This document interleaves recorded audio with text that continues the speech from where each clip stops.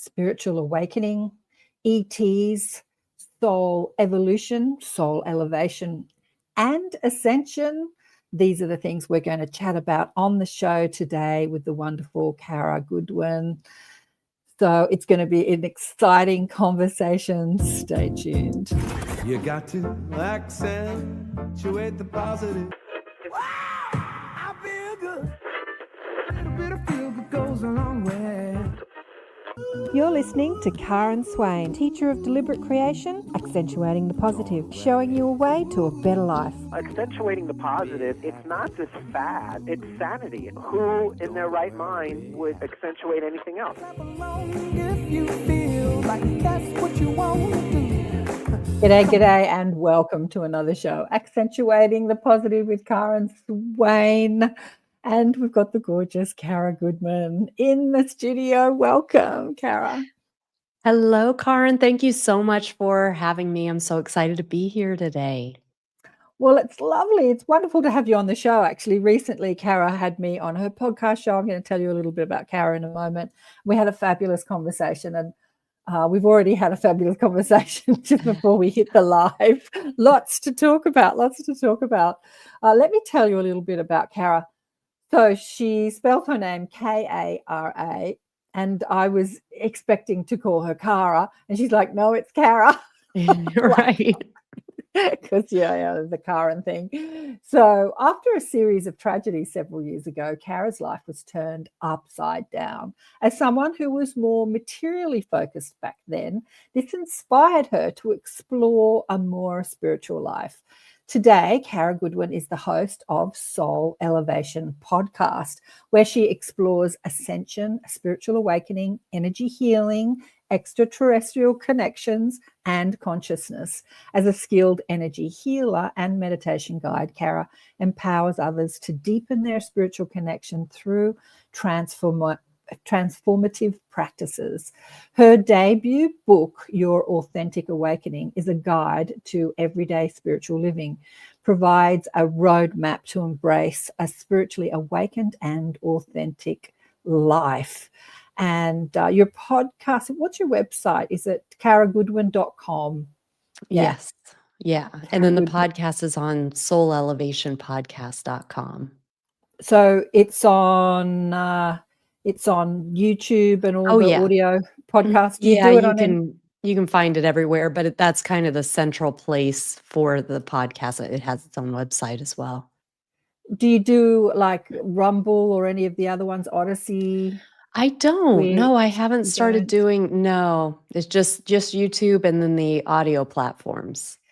Yeah, because I've been streaming on a whole lot of different video platforms for years. I used to upload to about 6 video platforms before I went live on the network, and then I've just cut it down to the 3, which is Rumble, Odyssey, and YouTube.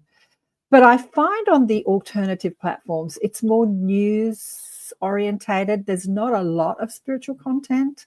Oh, interesting. Most of the consciousness spiritual content are on, because YouTube's the biggest one. But it'd be great to get more of that content on those other platforms. I think Rumble is more of a political platform. You can find consciousness podcasts, and Odyssey is a bit more eclectic. But again, I've found not a lot of conscious podcasts. So what are the luscious ladies online? Hey, Kristen, she says, g'day from Salt Lake City. And Shirley from Canada, Vladdy from Germany. Hello, gang. You're all online. So we're going to talk about, Cara and I were talking about her spiritual awakening. I thought it was during COVID, but she said, no, it was back in 2016. And I said, yeah, 2016 was a big year. It was another 9-year. We're in a 9-year now. And I don't know about you guys listening online, but how's your year been? Has it been transformative? Has it been disruptive? Have you had a lot of changes? I was telling Cara that I was watching one of my favorite YouTubers, Yana Yinton. What's her name? Joanna. Anyway, I've forgotten her name. Who's a blogger. She's got like 6 million followers. And I caught up with her over the weekend, and she was saying that this year, she broke up with the husband. Her beloved dog died. She moved house. And I'm like, yep, a 9-year. So what was going on for you back then? And who were you before you were doing all this? Yeah. Well, thank you so much for having me here, Karen. Thank you for those who are joining live. And please forgive me with if I start coughing. When we were doing we were catching up before we started, and I had this coughing fit, and you can kind of hear in my voice, I've got this something going on. Actually, I just returned from Germany. I was there and I heard that somebody is here from Germany. So I was just in Berlin and loving it there. But the quick turnaround, the short trip, something anyway, kind of, I've ended up not hugely well. But anyway, it's such a joy to be with everybody. So who was I before my awakening? How did my awakening happen? I was in the corporate world for 15 years before my awakening, and I was living a very mainstream life. As you said in my introduction, I had a materialistic view of life, and I don't necessarily mean that from like I was collecting shoes and bags, and it wasn't like a hugely materialistic in that sense, but it was focused on the surface. When I say materialistic, I mean material world. Like I really trusted my five senses. I trusted the world in terms of what I could see, what I could touch, what I could hear, what I could taste. And I wasn't really exploring or trusting what was happening under the surface. And so that was, I was in, like I said, the corporate world for about 15 years. And then we moved abroad. I live in America now, but we moved to Italy. And I stopped working at that time. We moved for my husband's job, and I stopped working, but I didn't really take the time. That wasn't kind of like, oh, now I've got time to explore meditation and understand myself as a soul. I didn't really take that opportunity. It really took it took a 9-year. It took 2016. And my life just like fell apart. And for me, that was just a lot of really difficult things happening very close together, relating to my family, and my husband's family. So it began with the death of my sister-in-law. She took her life, and she was not only my sister-in-law, but she was one of my best friends. And so that was very, very difficult. I had a few weeks after that, our dog died. Oh, wow.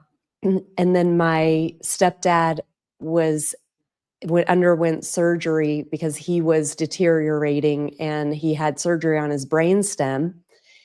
Luckily, he came out of that well, but that was a big question mark of like, what's happening to him and what's going to happen with this surgery. A few weeks after that, my mother-in-law was hit by a motorbike as she crossed the street. So she was in hospital dealing with that. And then my stepmom went into the ICU with heart failure, and what saved her was a heart transplant. So that was a whole journey from she's not well, and then getting so bad that she's going to the top of the heart transplant list, and we don't know if she's going to get a heart. You can just imagine. I'm like condensing everything down, but each one of these things was its own kettle of fish, and then it was just one thing happening. When you're trying to deal with one thing, then you get the news about the next thing. So all of this was happening, like I said, while we were living abroad. So we weren't even able to easily be with family while our family was going through all of this. My family was in America. My husband's family's in England.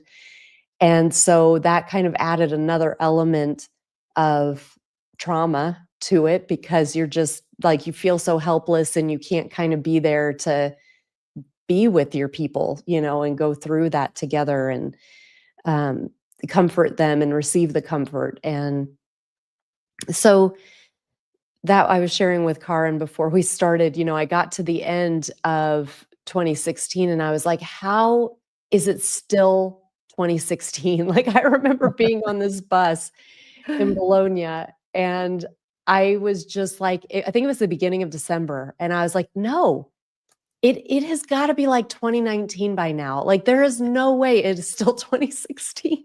When is this year going to end?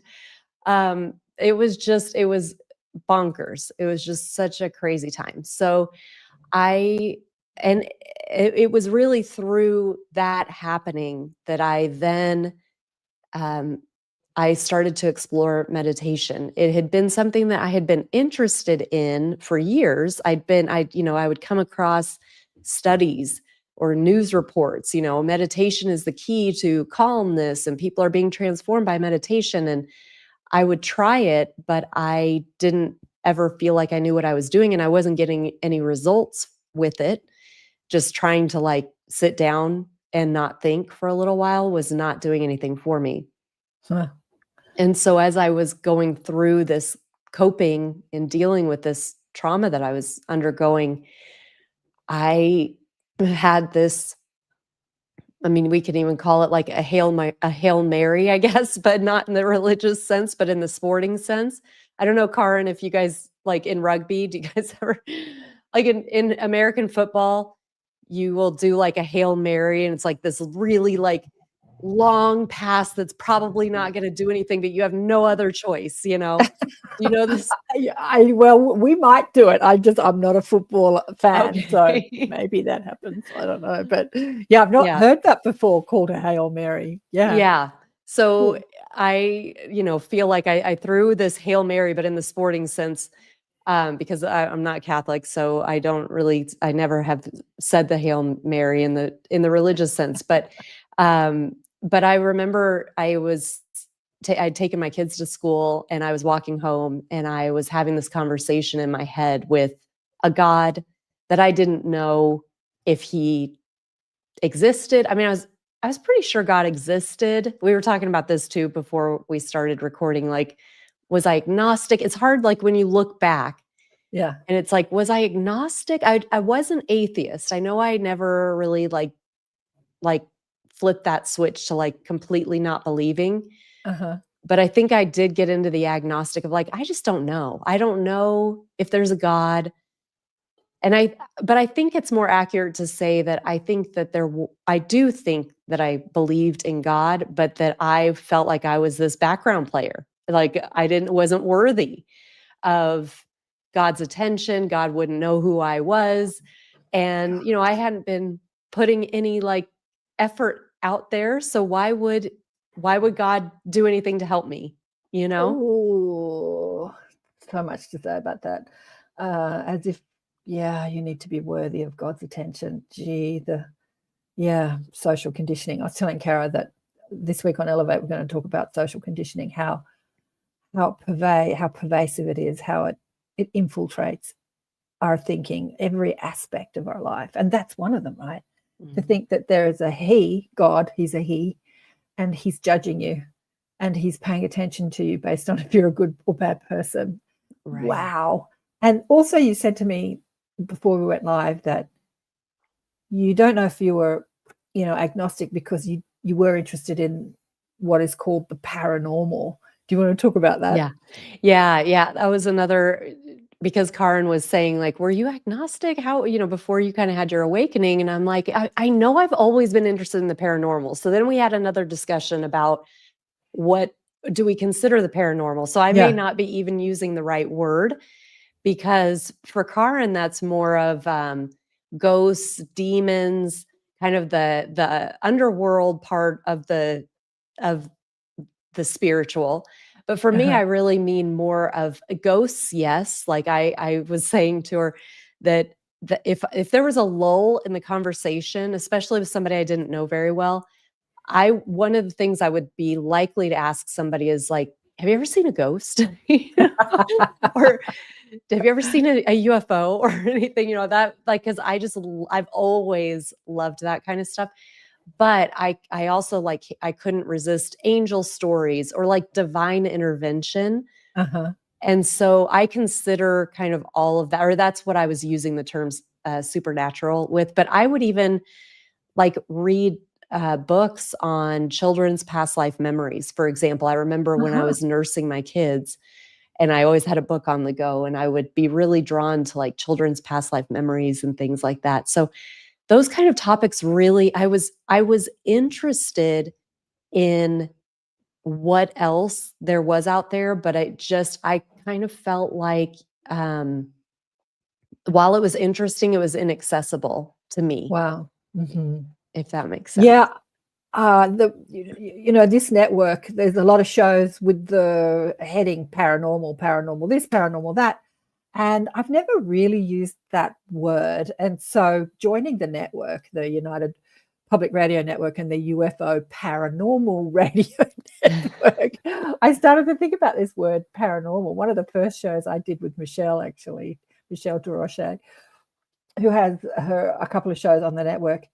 It's like I've never seen, I think that people talk about psychic ability or speaking to dead people, mediumship, and as you say, they lump it into the paranormal. I've never seen it as paranormal. To me, it's normal. It's normal. But to the majority of the human race, it's paranormal. Like it's not normal. What does the word para mean? Like not normal. But the whole ghost, Halloween-y, scary, bump in the night, ghost story things, to me, that's more like the paranormal, making the normal into a paranormal. Yes. Interesting, isn't it? Yeah. Yeah. And, I think a lot of that too was like, I didn't have somebody like you as a friend or, as a sister or anything where it was just like, I was interested in this stuff, but there weren't a lot of people that I had that reflection of who like were also interested in it or who I could talk about it with or who had the talents or the stories or, whatever it might be. It was just something that like was happening to other people that I would come across their stories and be, and I think that, we can really get kind of deeper into the why of that, because when I look at it, it makes me wonder, like, why was I interested? And I wonder how much of it was that I was afraid. I was afraid of dying or because I think it's since I was a child, I've been interested in stories where people were talking about divine intervention or things like that, or even ghost stories where it's like, that means there's something more. Like if you're seeing your grandmother who has died in a ghost form, then she's not dead, right? So I think that there was something maybe psychological in there. And I see, Kristen, did you have any past life memories or did your children? Well, it never really came up with my children. They never really said anything about it. And I didn't really growing up. And there has been something that has come up very recently with the past life, which is unusual for me. So it's a continuing evolution, but no, so I know that you're probably asking that because I was interested in that topic and reading books about it. And I don't know, it wasn't that my kids were saying things that were unusual. I think it was just because I had children. I don't know. It was like maybe this merger between like having little kids at that time and then something spiritual that was like wanting to come out because it was so dormant within me at that time. I don't know. It's a good question. Yeah, it is a good Kristen. A good Kristen. A good question. It's also a good Kristen. Yeah. It's also a good Kristen. I forget that, I'm so immersed in this world. I've never thought that aliens weren't real. I've never thought that the afterlife, I'm just so immersed. I forget that people aren't, and that it's not a part of their everyday life. I just forget that. And for the majority of the population, it's still not. But we've come a long way in the last, 50 years, 50, 60 years I've been on the planet. But your story reminds me of, I'm going to go blank on the name. Somebody else I had on the show, and her name will come to me, who was who started to look into meditation. Reiki, did Reiki courses when she was young, But again, when she thought about a career and carving out a life and making money and buying houses and all that sort of things that we think about when we're young, she didn't think that any of that would take her anywhere.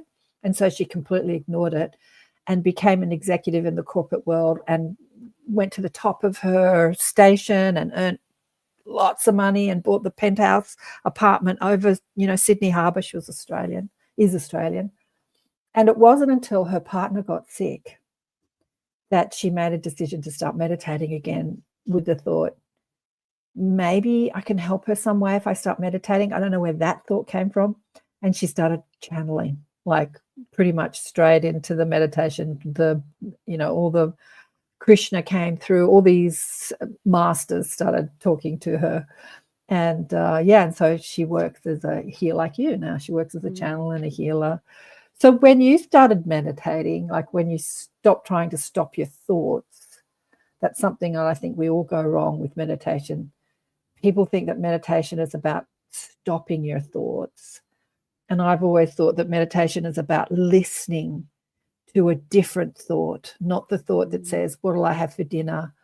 How do I become successful? But listening to a deeper thought, like your soul talking to you, your higher self talking to you. And so it's more about listening than trying to stop thinking. I think that's where everyone goes wrong with meditation. What happened to you when you really picked it up again? Yeah, well, I had to get a teacher. That was really critical because I wasn't able to get anywhere with it when I was just trying it by myself. So that was where I started there. And I took baby steps, really. It was just kind of watching the breath, just relaxing the body. And it took, looking back, it was early on because it was a long time ago now, but, it wasn't right away.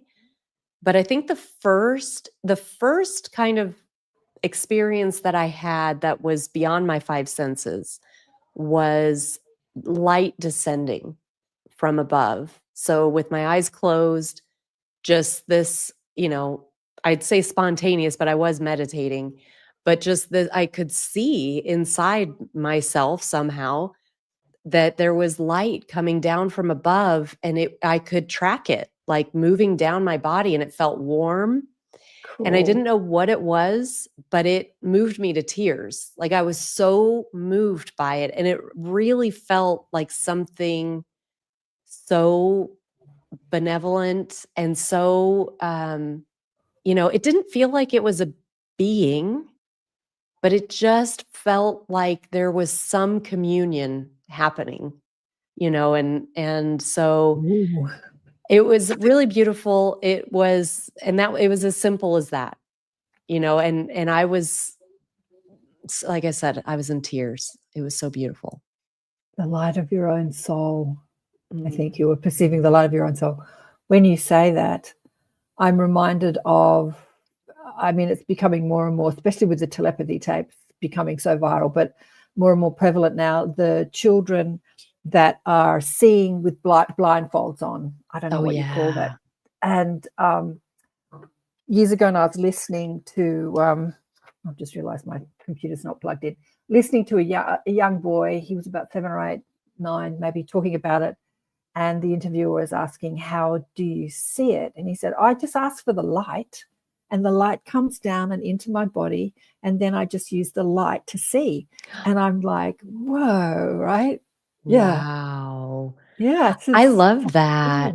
Yeah. And that makes me think too that there's and it kind of goes to Kristen's question too, because there's so many steps along my path where something will happen in terms of like a clairvoyant experience or some other kind of perception of energy.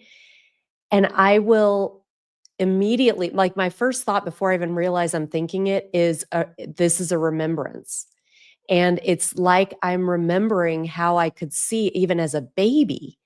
And it's not necessarily that I think it's how I see as a baby. It's like, this is how babies see or how toddlers see. And there was a point where I feel like I learned how people see. in like the more human restrained way. And so one example of this is I have this memory of being, I think I was actually in my stroller and being outside my house. And I think my mom or somebody was taking me on a walk around the neighborhood and looking at the trees. And I could see this like vapory green around the leaves of the trees. And they looked massive, you know, because you're so little. And it seems like there was a point where I just sharpened it was like I sharpened my vision so that I was seeing the way that like my mom saw or my parents saw, or you know, the people around me saw, where you in sharpening it, you increase the definition, but you lose that the aura, right? Does this make Yeah, sense? absolutely. So like 'Cause if you're when seeing the aura, you're seeing like diffused light. It's not as sharp, energy, yeah. Well, when right? people teach you how to see auras through your outside eyes, your physical eyes, they ask you to blur your focus, like Mm, blur your focus. So they actually ask you to not have it so sharp, like literally blur right. your focus. But I love what you say about that, because babies, and I say this all the time about psychic awareness, like we come in with that is our only sense that is online at the time we hit the planet, right? We're not seeing through our physical eyes. We're not hearing through our physical ears.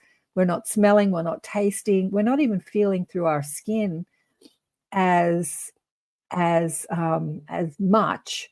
It all has to come online. The only sense we're using is that psychic, intuitive. We know exactly what our mother thinks. We're telepathically communicating, and yeah, and all of it has to come online. Some babies, it comes online quicker than others. Like you'll see some babies within a week or something, they're looking at you. They know exactly, you know, Mm, they're focused on you.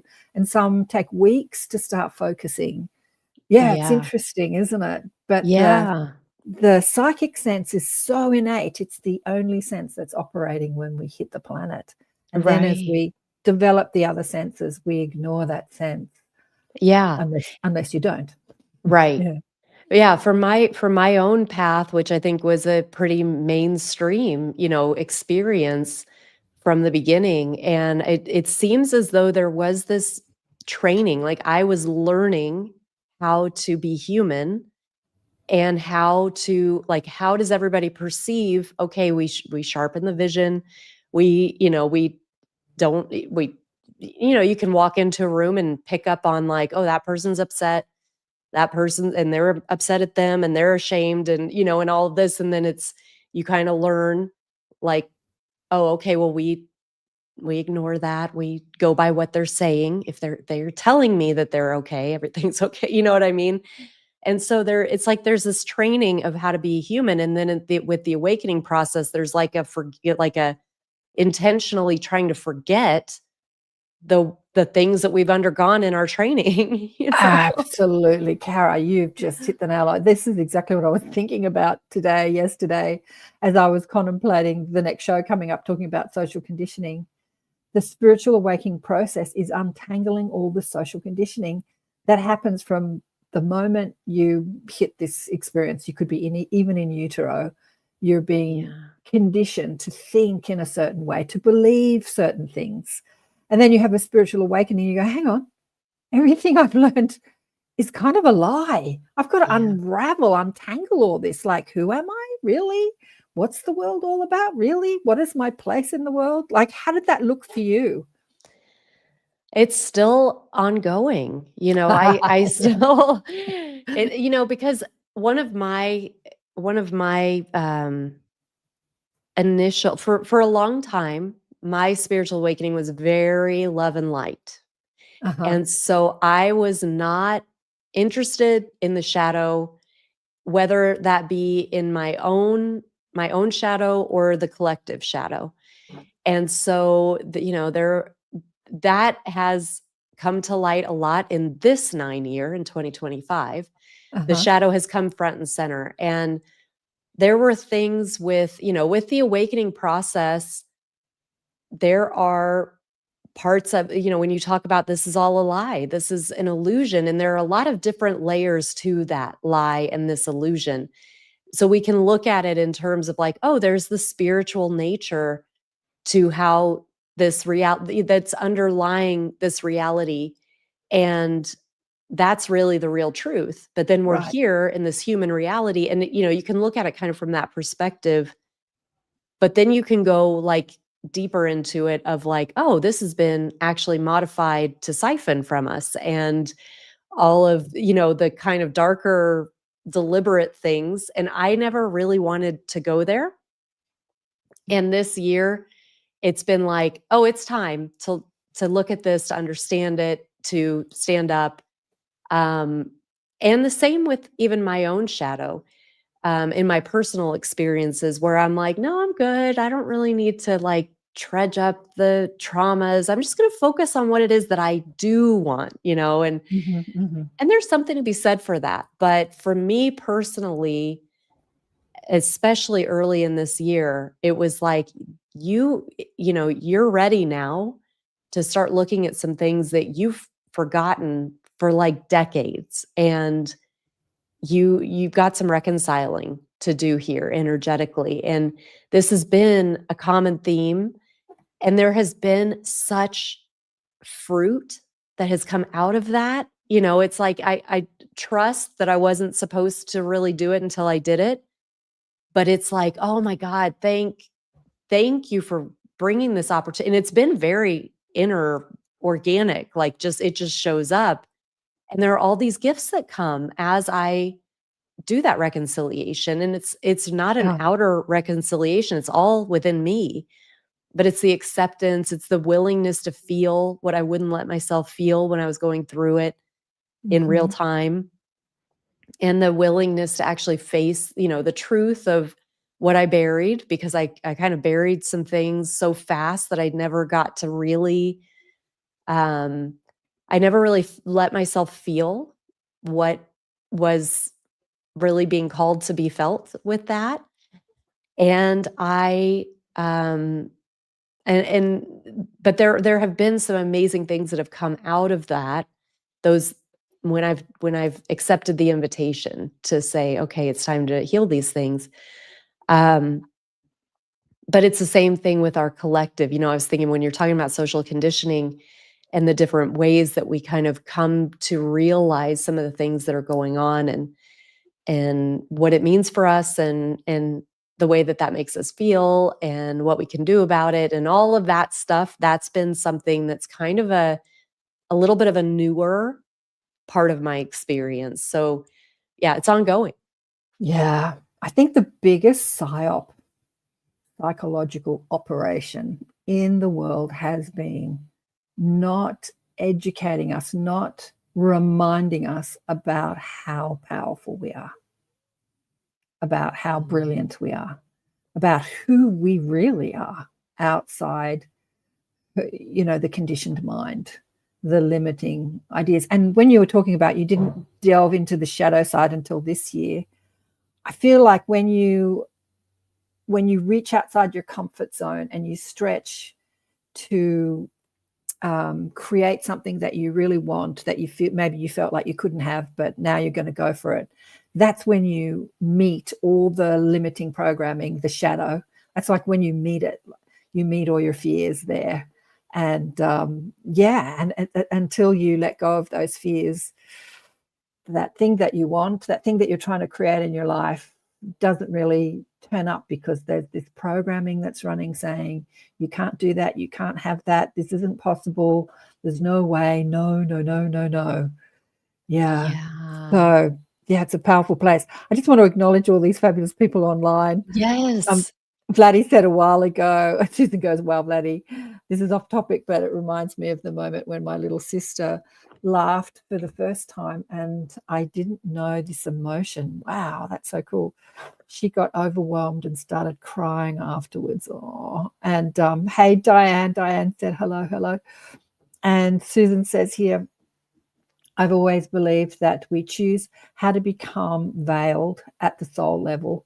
I was heavily veiled until my mid-40s. Hi all, she says to everybody.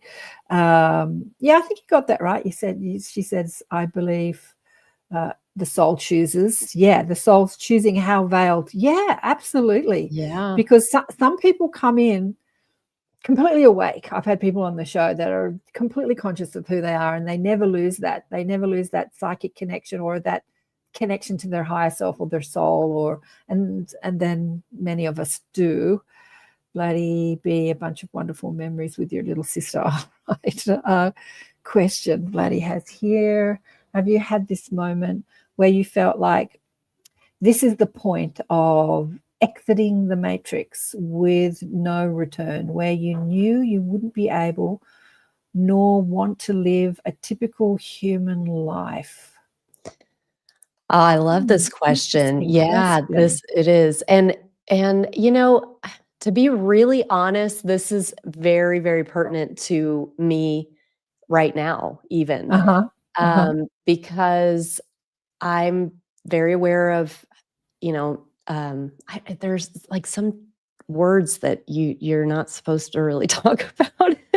I don't want to like cause any trouble, but I don't know, like the IDs, Oh yeah. like is that fine? I don't know. I don't know. I'm not I the don't want to algorithm get you like into trouble. on YT. Can Yeah. we talk about that? I don't know. But yeah, Well, the narrative is this is great. Rolling out the IDs. Yay, Yeah. let's do this. Yeah, that's right. the And I narrative. feel really strongly that we need to not do that. And it came up in my personal life, and I was advising somebody very close to me, and they were just like very adamant of, no, I don't see that this is a problem, and they have all our data anyway, and I don't understand why this would be. And it was I didn't mind that we had a difference of opinion, but it was one of those like, I wonder how important it is that I am normal in that person's eyes. You know what I mean? Because it was like for me, it's such a like, it's a no-brainer.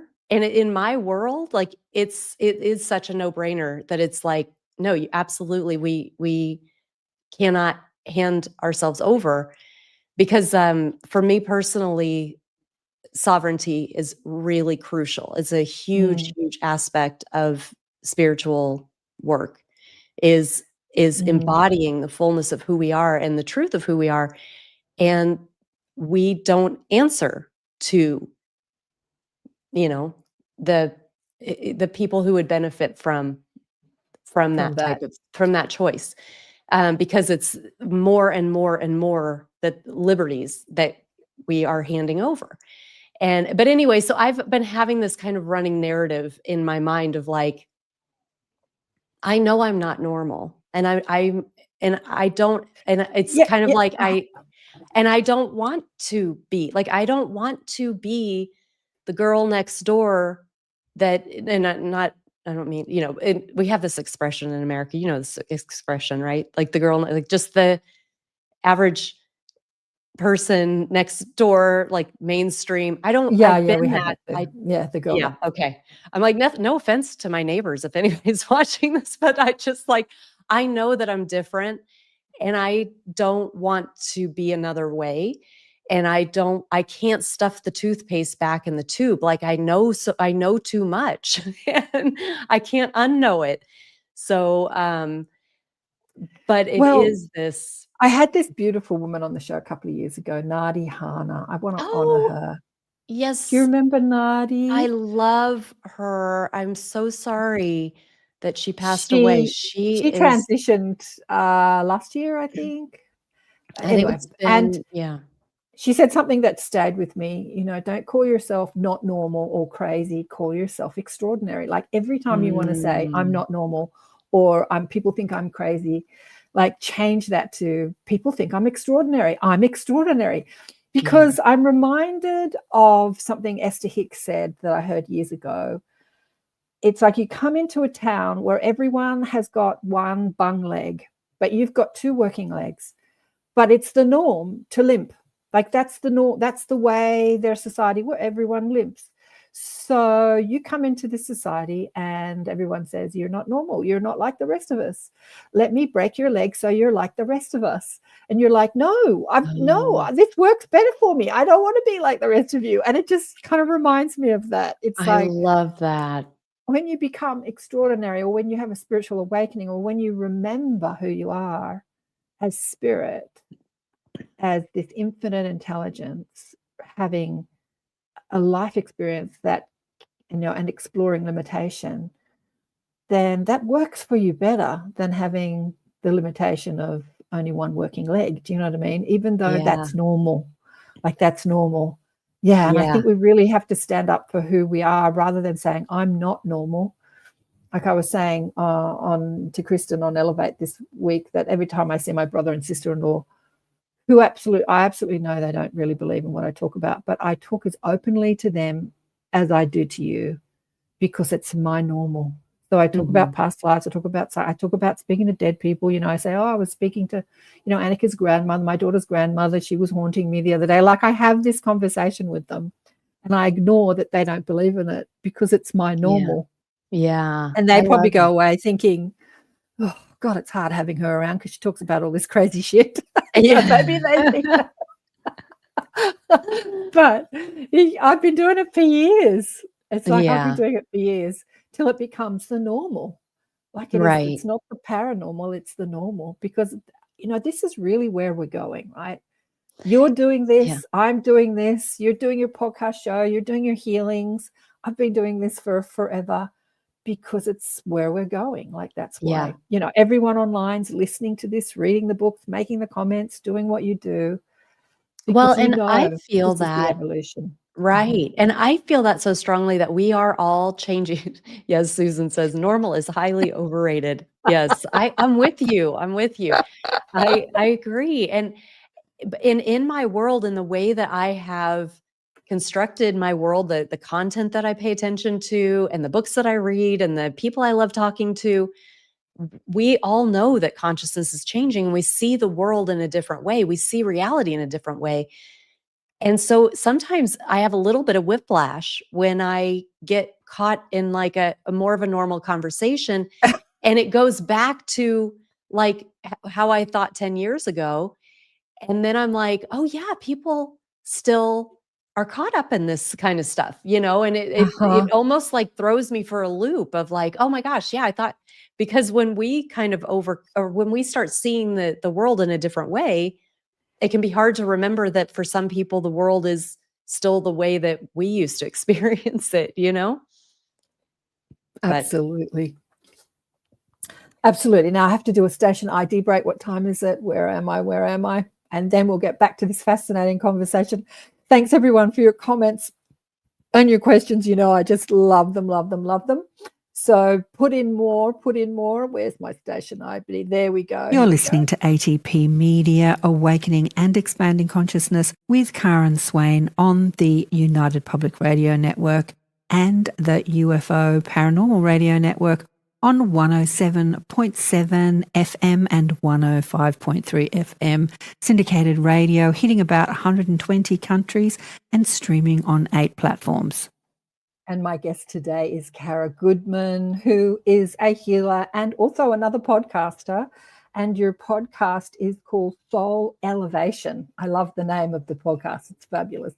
Soul Elevation. And I was thinking about this when I was thinking about, what do I call this show today? Because I don't have the ability to sort of call it something that we've talked about, because I have to call it something before we talk about it. So I'm like, I'm just going to call the show the name of her podcast. It's such a good name. I think that a lot of us think that the soul or God is the supreme being, the be all, the end all, the higher, the mighty, when they're either spiritually focused through religion or through a more conscious evolution. But the soul is evolving, and as the soul evolves, God evolves, right? It's not a fixed thing. And so every experience, I want to call them experience or trauma that we go through, and 2016 really was like that sledgehammer moment, waking you up. We evolve our soul or elevate our soul. Yeah, it makes a difference. Like What do you want to say about that? And why did you call the show Soul Elevation? Yeah, well, I agree with you. And I agree with, I'm trying to remember in the comments, somebody was saying about the soul chooses. I believe that we choose, Susan said, I've always believed that we choose how much to become veiled at a soul level. And I was heavily veiled until my mid 40s. And I think that that's part, like you're saying, I agree 1,000% that we have this evolution that's happening at the soul level. Uh-huh. And I think that's why we come here. A lot of Mhm. times we might, especially when we're going through spiritual development, spiritual evolution, we may think like, why would I come here? You know, when we understand that there's more than here.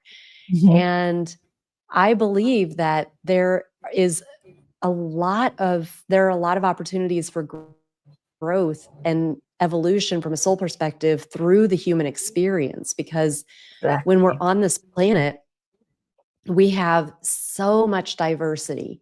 We have so much diversity in terms of beliefs and the different realities. We have a billion different realities happening, and we have so many species. You know, I don't know that I don't know that there are a lot of other planets that have such a diversity of species, whether it's Yeah.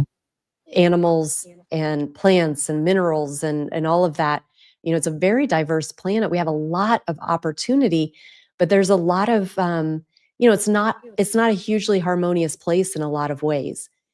And so that presents to us opportunities to work on our spiritual nature, because we have so many ways that we get triggered and so many challenges here on this planet to overcome, whether it's our health, whether it's our beliefs, whether it's our traumas, our thoughts, whatever it might be.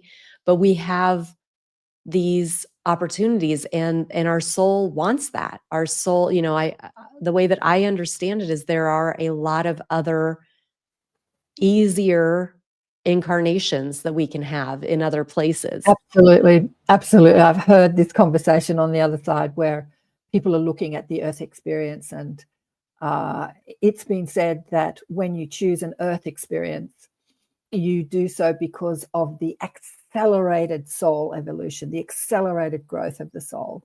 Like you come Yeah. into this level of density, it means that you're really going to accelerate your soul expansion or soul growth because of what you're choosing to go through. And I like to remind people or tell people that when we do choose the Earth experience, we don't do it in a linear experience, like I'll have one life and then see how I go and have a life review and then come back and do another one. Like we place our consciousness through all time and space. Like I'll go to Earth during Lemuria and during Atlantis, and then I'll run with the dinosaurs, and then I'll come in here and I'll come in there, and like we place ourselves through all time and space all at once. It's kind of so confusing, but yeah, it's a big decision to have the Earth experience, but much benefit to the soul elevation. Yes. Soul evolution. There's some great questions here. Susan says, have you felt that Gaia is evolving too? Yes, I do feel that. And I feel that it's all happening in lockstep. You know, as we're recording this, we've just had such a powerful week, the week that we just came out of. Um, okay, so I'm in the US and we were having the Northern Lights here. We don't get the Northern Lights where I live. Yeah, they're everywhere. They're all over the world. I haven't seen them in Sydney, but apparently they have been visible in Sydney where I am, but in the country more so. Like I'm watching these posts online of Yeah. places that would never have seen them, showing these spectacular photographs of the Northern Lights, purple skies, pink and green skies. Oh, amazing.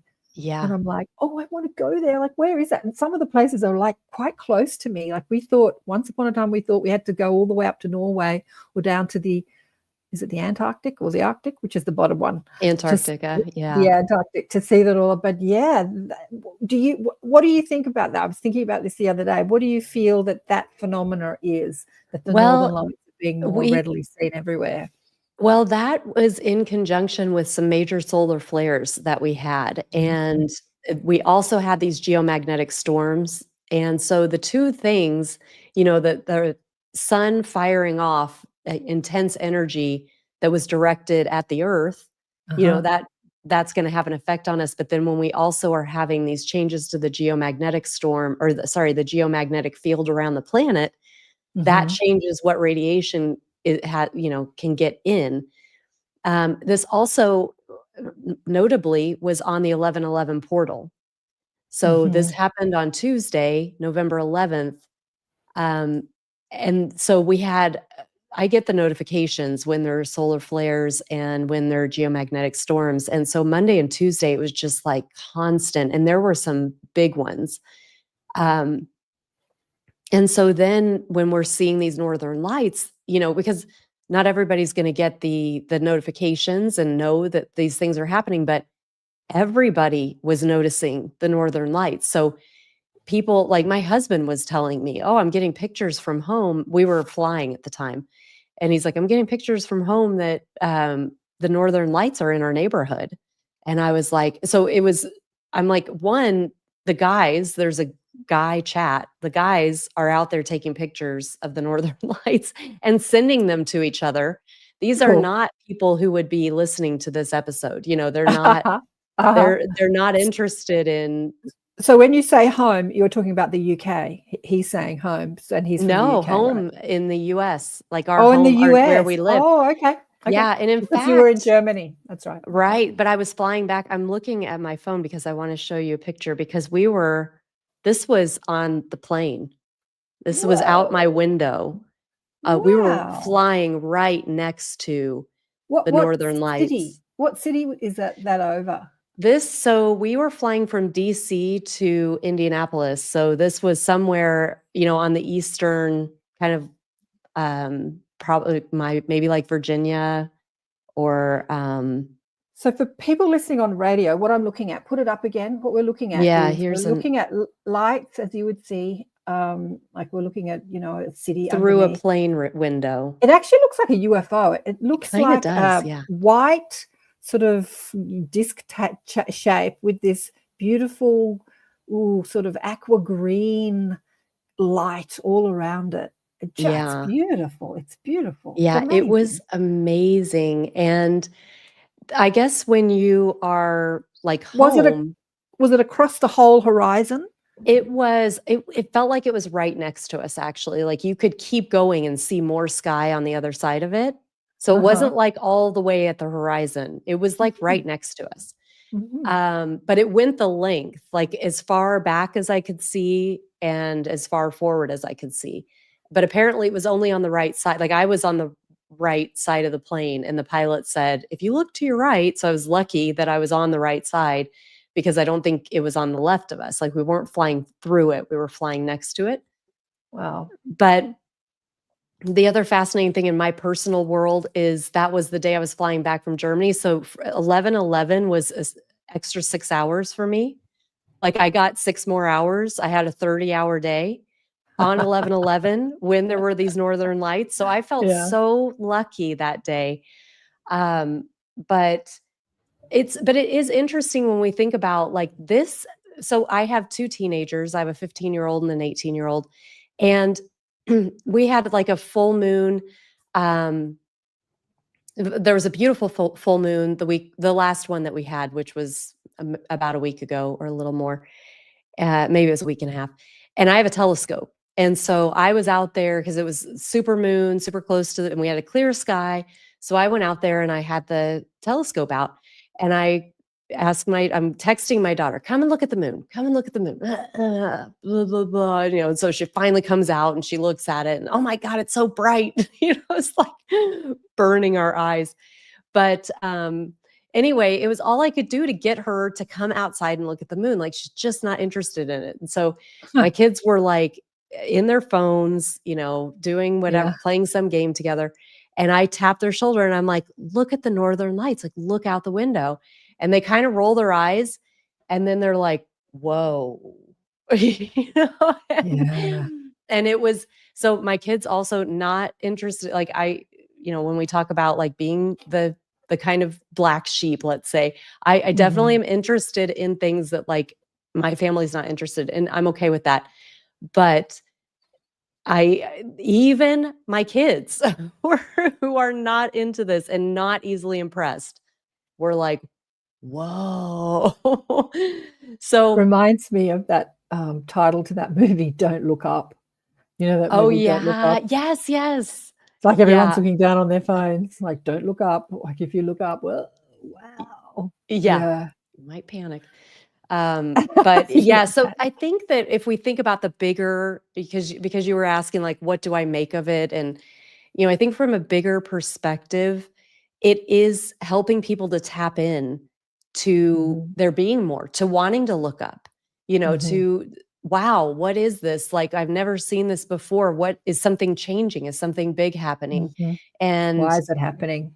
right. And so I think Should it's I an pay attention to invitation. it? Yeah. Mhm. Yeah. And what else might Invitation. there be out there that, that I'm not seeing every Yeah. day? For a lot of people out there, and I've had many of them on the show, talking about the event, the big light event, where there's going to be a shift, an exponential shift in collective consciousness with a big light event. And I wonder, and I'm getting a yes from my mob. I've been wondering if this is a lead up to that. Some people are saying that it's not going to be one big event; it's going to be a series of smaller light events. But people have called it solar mass ejection, from the sun. Some people have called it like a spiritual light. Light is light is light, I suppose. But I think that this is definitely all part of that, all part of it. As you say, from a very practical level, it's getting people to pay attention to something outside their own needs and wants and desires, the ego wanting, and looking up into the cosmos and asking different questions like, what's happening? Why is this happening? What's going on? Or like, wow, that's beautiful. Just, Right. yeah. Yeah. And we had that with the total solar eclipse last year. Mhm. My house is on the line of the totality. So there were people flying in from all over to get to my town. And I just watched it in my backyard, and it was like in totality. And that was another experience that we all went through together where it was like, this was, I mean, it just felt like a unifying time, and it felt like something primordial about it, of just Mm. this like this it's such big like earth history, When we're focused on something like that, on an eclipse, think about how it brings us more into unity, because it's not happening just to you personally. Yeah. Like you've lost your job, or your friend has died, or whatever. Whereas it's happening to a smaller group of people, it's happening to a larger collective. So you're all experiencing the same thing. So it brings us more into that collective consciousness, that unified consciousness. You're all experiencing the same thing. You might perceive it differently. That every astronomer, astrologer is telling you what it means. Yeah. Like, I love it how there's some sort of solstice eclipse and every astrologer gets online. This means this, and this means that, and this means this. It's like, Right. whatever. But regardless of what it means to you personally, everyone's experiencing the same thing. Like COVID was the same. We were all going through the same thing collectively. I don't think in the history of our planet had we been so unified in experiencing the same thing across the world. Right. Like, who Yeah. wasn't experiencing that?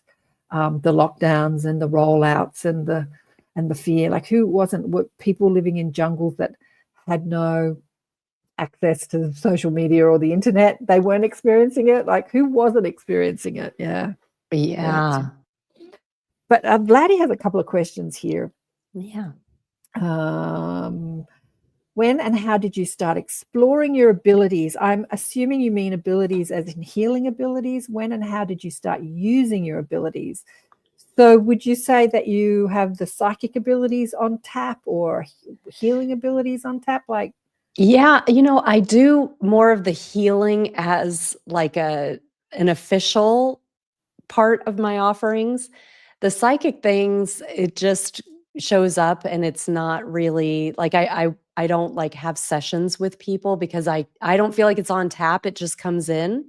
Uh-huh. And it was funny because somebody did call me psychic the other day, and I don't consider myself psychic. And it was kind of like, oh, and I guess based on what I was talking about, I was like, I guess that's true, but I just don't see myself that way because it Right. just like it just comes through, and I just say things, and I'm not like I'm not following a I'm method gonna or I'm gonna give you a tip. When you do start to see yourself, when you start to identify in that way, it becomes stronger and more Mm, reliable, user friendly, and you can turn it off and on at will. You become less of a what's the word I'm looking for? At the mercy of whoever is controlling it, mhm. whoever you think is controlling it.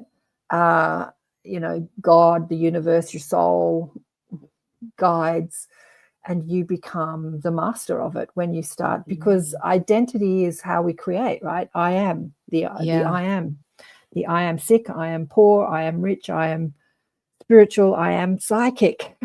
I am Yeah. psychic. Yeah. And Yeah. so when you start to identify with it and you start telling people, it becomes stronger and you become the master of it. Oh, I love that. Yeah. It hasn't been something that I've like trained or tried to undergo training or anything. So it's not really been on my radar for me, I guess, but it's been there. So um Is that because you perceive being psychic as somebody who opens up shop and speaks to dead people or does readings? I think I'm thinking of it more as like having readings. Yeah. Yeah, because being psychic is that ability to be connected to your soul's plan, your soul Yeah. agenda, your spiritual guides, to have that clear guidance with your team or with your Yeah. higher self or your soul. Well, I by mean, that's that all. definition, then Yeah. yes, I Mhm. would absolutely call myself psychic, but Okay. I think it's more in the like with others, like trying to give a reading or Read anything for like that. others. Yeah. Yes. But in terms of, yeah, the connection with my team and feeling that I loved what you were talking about with the creation, that aspect of kind of calling in what it is that, okay, let's, there's so many different aspects of ways that I tune into the energies of things and then kind of command and configure. And Uh-huh. um, for me, a lot of my abilities are to do with sacred geometry. That's a big piece of my which when you brought up Nadihana, I have taken a lot of Nadihana's offerings.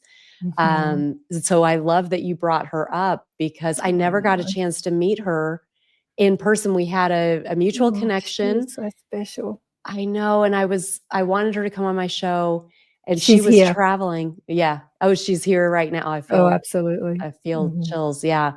She is amazing, and I was going to invite her to come on the podcast, and I knew she was traveling to England at the time. She was doing some crop circle investigation, Mhm. and then Special. I didn't contact her at that time because I knew she was going to be away for like 3 weeks. So I was like, well, I'll let her, do that and come back. And then we never synced up, and I never invited her. But I had this is a little bit off topic. I'm going to come back to the how, but I think that we'll I'm stay just in gonna this share flow. I'm just gonna share this. I just wanna honor her. Yeah. This is her for people who know. This is the Oh, webpage after the show I did with her. yeah. Yeah, cosmology, crop circles, and geometry. Yeah, a fascinating being, young woman who Yeah. decided to exit the matrix. Yeah, at a young age. I think she was only in her 40s. Everyone was so Yeah. upset, I but think I she always had say turned this. 50. I Oh, think she really? had turned Oh, 50. I think maybe. so. Everyone was so upset, but when you speak to people on the other side, they're never upset that they're dead. Like, they're just never Yeah. upset. Never, ever, Yeah. ever. And they Yeah. never feel like, as we do, like my life was cut short. I should have lived longer. They're like, nope, I came what I needed to do, and I left. Well, It's been really interesting because there have been some recordings of hers that I've engaged with since her passing, and she makes comments about like kind of being done. And she did not take her life. She died of natural causes. No, yeah. But she makes these comments about like the Sri Yantra. And she was like, I am so drawn to this geometry, and I, feel like this connection, and I feel like it pulls me in. And there are kind of times where I'm like, like she kind of, I can't remember. I don't want to like misstate how she presented it, but it was something like she felt like it was going to pull her in and she was going to like transition, but she was like completely fine with that. So she was kind of making a joke about it.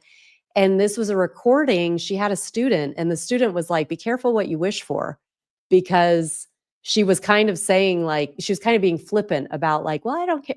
I'm okay with that. I'm ready, Yeah. So it is really, it's been fascinating because that was, I don't know how long before her transition, but she is, hi Mish. So she is, She says you're not butchering what I'm saying. You're kind of on topic. She's just commenting that what you're saying about what she said is, she says you're not butchering it. You're not messing it up. It's okay, good. I not want to exactly honor what she said, but yeah. But it was that good enough. Okay, good. Good Thank enough. you. Mhm. But she did inspire me. Because I had wanted, I don't even remember where this came from, but it was in the summer, this past summer that we just finished, summer here. And I wanted to learn how to draw the Sri Yantra. And I don't remember why. I don't remember where that came from. And I was like, I bet Nadi Hana's got something out there where I can learn. So for people who don't know, what is the Sri Yantra? Oh, it's like these nested triangles. There are like 9 triangles. 5 of them are going down and 4 of them are going up. And then they make like 60, they like make up 64 smaller triangles.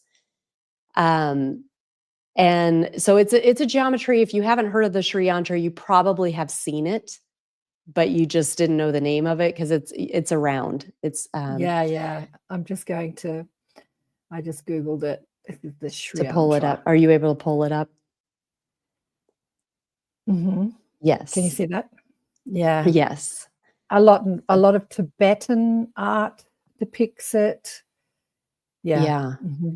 So I love that you have brought her in, because in earlier that you brought her in because I did find this Sri Yantra video that she had that was online, and I learned from Nadi posthumously how to draw the Sri Yantra. And one of the things that she said is that she drew it every day for a week, I think. Is if I'm remembering correctly, she drew it every day for a week. But a friend of hers drew it every day for a month or 40 days or something like that.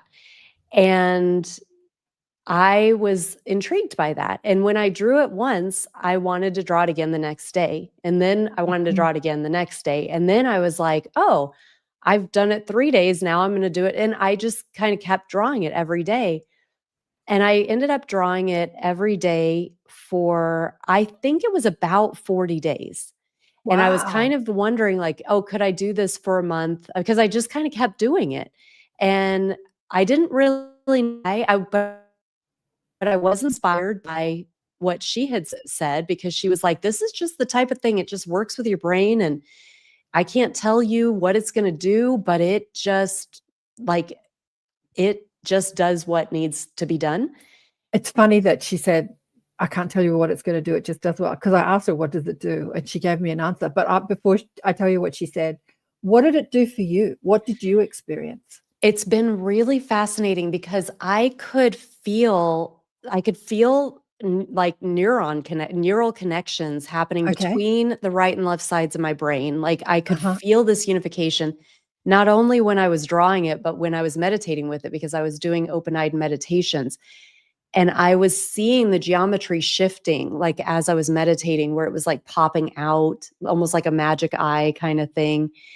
And but it even started, I noticed it started coming into my dreams where I might see the actual geometry in my dreams, but even more than that, I was noticing right when I would wake up, I was like, oh my God, there were all these long hallways. There were these sharp turns, and the rooms that I was in were all really long rooms, like unusually long rooms. And I'm like, oh, I was in the geometry. So it's like the geometry was becoming so imprinted in my consciousness that even the dreams were like reflecting the shape itself, like the geometry itself. I don't know how much sense that makes, but that was literally my experience, and it happened many times. Vladdy So says he's going to, I guess I'll try it out as well. And Mish says amplify. Yes, in a way, amplify. So what she said when I said, what does it do? Is she said it's a portal. And I said, a portal to what? And she said, it's a portal to specific information. And I said, information about what? And she said, information about the architecture of the universe. The structure of the universe, the structure of all things. When she says the universe, the structure of all things. The structure of all things. So it's a portal into specific information. So we can have portals into, you can create a portal, like you could be somebody who wants to open up shop as a psychic and speak to dead people. Different portal into different information, into different dimensions, right? So it's taking you into a specific funnel of a portal, a funnel of information, a deep. So it's interesting that Tibetans sort of depict it on a lot of their art and clothing and stuff like that. And the Buddhists, I suppose, Tibetans are Buddhists. Okay. I'm thinking of, and the Hindus, Indian tradition, that depict it in a lot of their art. It kind of goes back to creation, into the architect, the structure, the architecture of life, of the universe, of all things.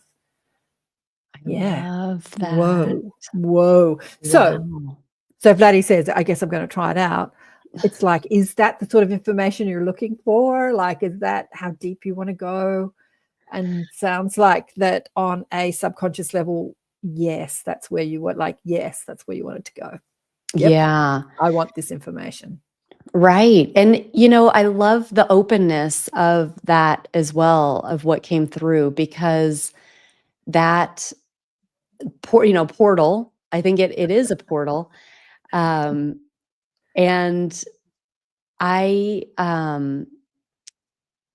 have found that it keeps going. And in fact, like, in terms of like, what did it do for you? I don't think that there was like one thing it did. Those were examples of how I could feel it, the connections happening in my mind, and how I could notice it in my dreams. I didn't notice it while I was dreaming. It was like, as soon as I woke up, I was like, oh my God, I was in it. But it has continued to keep going, even though I stopped, I think in September was when I stopped really doing the Sri Yantra. But it continues. I've had this really interesting past life come up. And it's related to, that started with a dream as well, but then it was, more was getting unlocked while I was having a massage, funnily enough. There was some somatic element to it. And then it was related to this college boyfriend from, I was in college at the turn of the century, literally. So this was like At the turn of the century. in the late 90s. So a long time ago. But, it was related to that. And then actually learning later that the massage therapist had done this archaeological dig in Greece, in the only island that I'm connected with in this life, Crete. There have been, anyway, it's like a long story. And if I were to go into it, it'd be what we would talk about for the rest of the time. So I won't like go into all the details, but it's been something that's been unpacking over time. It's actually been over the last month. But one of the elements of that is that my massage therapist, because I believe now that we were both priestesses in a Greek temple in ancient Greece. Excuse me. And she did an archaeological dig in the late 90s in Crete at a temple of the divine feminine where multiple temples have been built on top of over time. So the original temple was to the divine feminine. And then she was like sharing information, like kind of drip feeding me as she was remembering. And she said, oh, there was a lot. What I remember is there was a lot of sacred geometry in like the original temple. And I, I love to draw sacred geometry. I'm very like, I see sacred geometry. That's one of the first kind of supernatural things that I saw in my mind's eye was sacred geometry. And that's one of the easiest things for me to kind of see clairvoyantly is our geometric patterns. And so, sorry. So I was talking about this on another podcast. It might have even been my podcast, and I was talking with a guest, I can't remember. And I was sharing about a little bit about the experience and the sacred geometry connection and the Sri Yantra. And they were like, oh, well, is it from the Sri Yantra that you had this experience? And I was like, I didn't think about it until just now. Like right. Yeah. I didn't put two together. Right. But I think that I believe that it did open this portal into this other lifetime and, because there's also been a lot of healing around that too. So absolutely. Kristen says here, the Sri Yantra is my favorite sacred geometry mandala. It came to me in a vision, animated and moving long before I knew anything about it. I have a pendant I wear often with it on.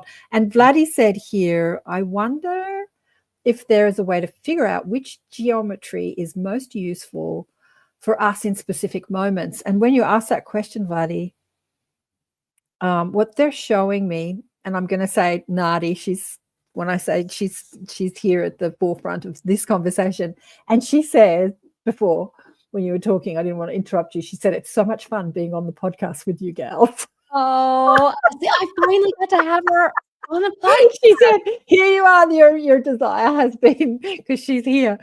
But anyway, she said it's like a key. It's like a key. And they showed me it's like you unlock a door to a library of information, and which book you open is up to you.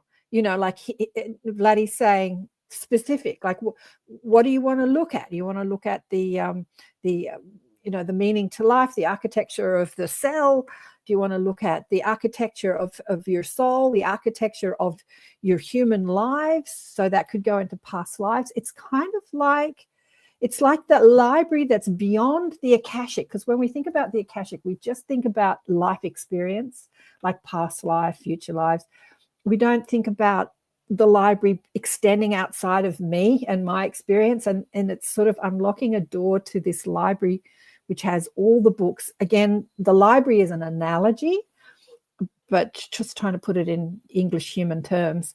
Yeah, it's like a key that unlocks a portal into specific information. How specific do you want to get? Like, where do you want to go? But again, you get to choose which book you open and read from. So interesting. Yeah. I love that. And I feel that intentionality is such a part of it as well. Sorry, that keeps happening. Don't apologize. You're allowed to cough. It keeps catching me like when I breathe. It's very cool.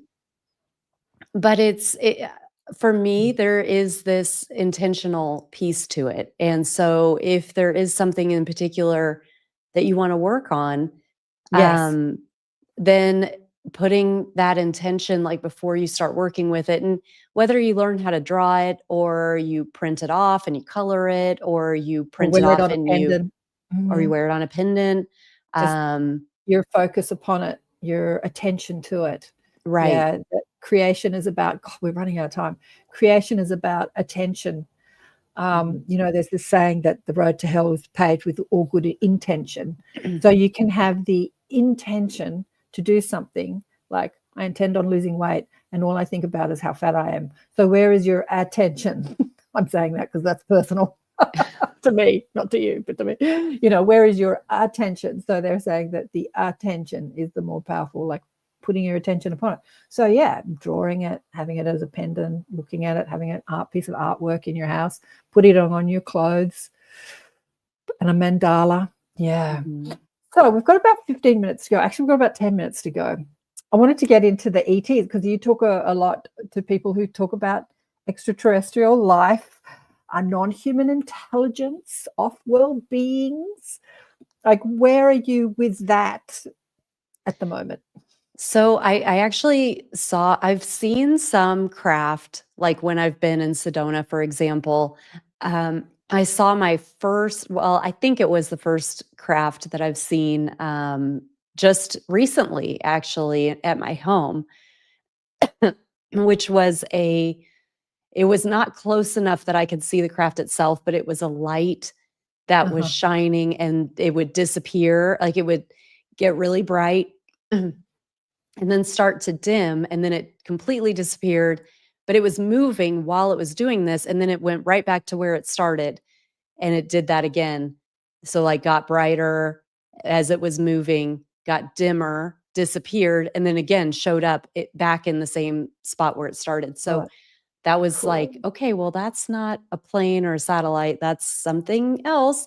But my experiences with extraterrestrials personally have been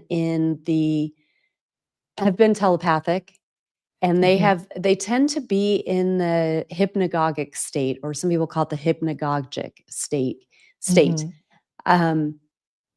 And so I've had different experiences. I've had some physical experiences where I have felt my chakras vibrating so palpably that I am, it seems what I kind of perceive with my inner sight, or, it is that there is some sort of device that is above me, but I can't see it with like when I open my eyes, I don't see beings there. I don't see a device, but it's like I can palpably feel this vibration that's happening in the chakras. And it goes one chakra at a time. They're not going at the same time. But there have been different experiences where I have felt things so physically in my body with my eyes closed that I actually kind of had to test myself a little bit. This was probably about a year ago, where I was like, I could like feel things physically, and my eyes were closed, and I was like, there very well could be ETs like working on me physically right now. And I knew I was in my bed because I could feel like my bed under me. But I wasn't sure I wanted to open my eyes, because as much as I love the topic of ETs, and as much as curious as I am, and as much as I firmly believe and accept that they're part of my divine team, I was like, I don't know. Actually, if I open my eyes and I see like a praying mantis in front, like above me or something, a 9-foot tall bug, right? Like, am I going to be able to be cool about that? And I was like, I'm not sure. I did dare myself to open my eyes. I did it, and I couldn't see anything, but it was so palpable. I have actually heard a praying mantis in my ear. And that was when I thought that they were like the bad guys, if we want to have big sweeping, like good and bad and so forth. But like, I thought they were like, now I have a different view of them. I think that they're a very important part of creation, and they're very high vibrational. But at that point, I thought they were on, something to be afraid of. And I heard this in my ear, like I heard it with my ears, like your ears, on your one outside side. ears. Yes. And I did open my eyes. They flew open, because it was such a strong sound that I was like, I didn't know. I thought that there was like a bug, right there. And then I was like, oh my God, was that a praying mantis? That was a praying mantis messing with me. Oh my God, and That's a praying mantis messing with me. Yeah, I'm like, hey, I'm getting this image, Kara. I just have to tell you what they're showing me. please. I'm Yeah. getting this image of a praying mantis. If you could see him smiling, he would be smiling, but he's not smiling. But I'm getting holding up a poster of the Sri Yantra, like holding it. Oh, you've given me And so many chills. Oh my goodness. and I'm like, of course, because I always call them the architects, like the Oh my architects of the, gosh. they're a part of the architects of many Yes. worlds, like they're there for the creation of many worlds, both in the physical construct, but in the social construct as well. Yeah, so he's Wow. holding this picture of the Sri Yantra, this bug. I Oh know my it's weird that gosh. they look like a bug. But Yeah. yeah, they're highly ancient, highly evolved beings. Yeah. Yeah. Well, now Mhm. I feel so honored when I feel that there is, a connection or that Mhm. I'm like, please work on me. But back then I didn't know. And I Absolutely. was just like, what? But I've had different experiences like that. I have no memories of being like on a Mm. ship, but there have been times where I can clairvoyantly see like I'm always in my bed, and I've never had where I know my physical body is no longer in the bed because I Mhm. check back in. Like I'll start to see things and I'll get like absorbed in what I'm seeing clairvoyantly, and then I'll come back and I'm like, okay, wait, am I still in my bed or am I somewhere else? Um, but I will see, like, I'll even have my eyes open, but I'll start to see corridors.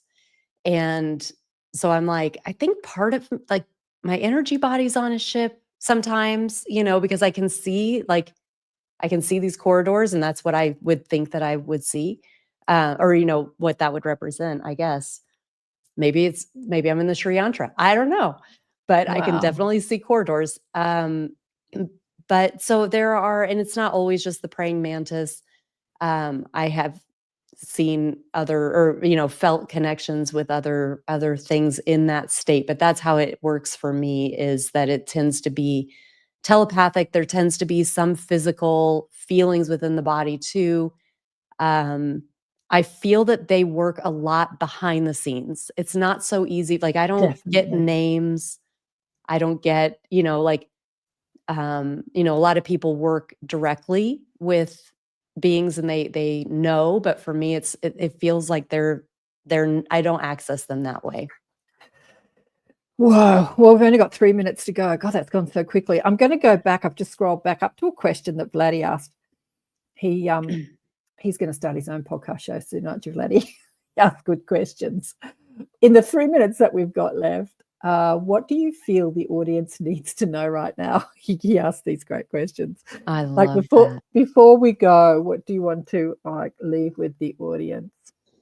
I think we've covered some great ground. Mm. And one of the pieces that stands out for me is that we do have this kind of separation of this new consciousness, this new experience that we're having on this planet. I know that I'm a part of this and that I have one foot in each world, and that's not always easy. Um, and so it's really, I think, so helpful for us to come together like this and to reinforce for each other that we are having this experience and we're all such an important part of it. And it's okay if not everybody is coming along with it, and that we're still seeing that kind of duality. Um, that's what I think, that's so strong for me right now. And it can feel frustrating at times, but I just kind of want to offer that's where I am. And Well, I I am love that excited. And you're doing what you're doing, and I'm just going to show people who are watching the video your Soul Elevation podcast.